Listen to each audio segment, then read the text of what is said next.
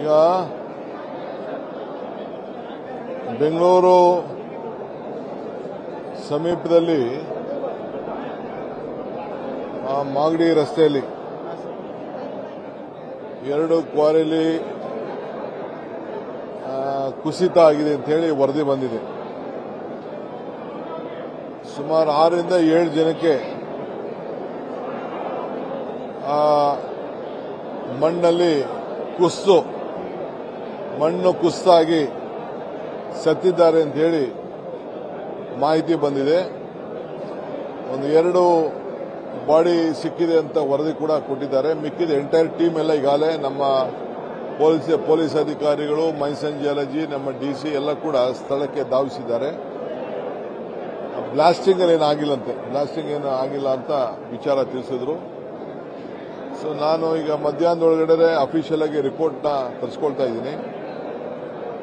ಆಮೇಲೆ ಅದು ಏನು ಮಾಡಬೇಕು, ಏನು ಸೂಕ್ತ ಕ್ರಮ ಕೈಗೊಳ್ಳಬೇಕು, ಜಾಗೃತಿ ಕ್ರಮ ಕೈಗೊಳ್ಳಬೇಕು, ಆ ಕ್ವಾರಿ ಲೀಗಲ್ಲ ಇಲ್ಲೀಗಲ್ಲ ಅನ್ನೋದು ಕೂಡ ಅಫಿಷಿಯಲ್ ವರದಿನ ನಾನು ತರಿಸ್ಕೊಳ್ತೀನಿ.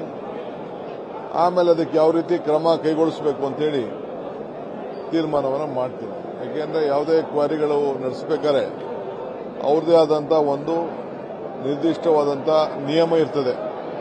ಆ ನಿಯಮ ಎಲ್ಲರೂ ಕೂಡ ಪಾಲನೆ ಮಾಡ್ತಾ ಇದ್ದಾರಾ ಇಲ್ಲ ಅನ್ನೋದು ಕೂಡ ನಾನು ಗಮನಿಸ್ತೇನೆ. ಸ್ಥಳೀಯ ಶಾಸಕರ ಆರೋಪದ ಪ್ರಕಾರ ಸರ್, ಹಿಂದೆ ಚಿರತೆ ಇದೇ ಬ್ಲಾಸ್ಟ್ ಆಗಿ ಚಿರತೆ ಸತ್ತೋಗಿತ್ತು. ಹಾಗೂ ಅರಣ್ಯಾಧಿಕಾರಿಗಳು ತನಿಖೆಗೆ ಆದೇಶ ಮಾಡಿದ್ರು. ಇದು ಸೀರಿಯಸ್ ಆಗಿಲ್ಲ, ಮುಚ್ಚಾಕೋ ಪ್ರಯತ್ನ ಆಗ್ತಾ ಇದೆ. ನಮ್ಮ MLA ಕೂಡ ತಿಳಿಸಿದ್ದಾರೆ, ನನಗೆ MLA ಕೂಡ ತಿಳಿಸಿದ್ದಾರೆ.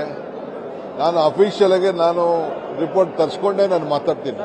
ಅಧಿಕಾರಿಗಳು ಕೂಡ ಗೊತ್ತಿದ್ರು ಕೂಡ ಸರಿಯಾದ ಕ್ರಮ ಕೈಗೊಳ್ಳಲ್ಲ ಅನ್ನೋ ಆರೋಪಗಳಿದೆ.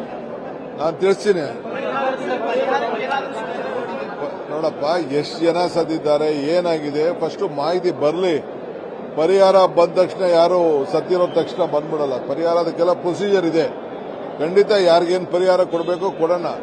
ಬಟ್ ಇಂಥ ಘಟನೆಗಳು ಆಗಬಾರ್ದಲ್ಲ, ಅದು ಬಹಳ ಮುಖ್ಯ ನನಗೆ. ಪರಿಹಾರಕ್ಕಿಂತ ಇಂಥ ಘಟನೆಗಳು ಮುಂದಕ್ಕೆ ಯಾವುದೂ ಆಗಬಾರ್ದು. ಇದು ಬಹಳ ನಾವು ಜಾಗೃತರಾಗಿ ಕೆಲಸ ಮಾಡಬೇಕು.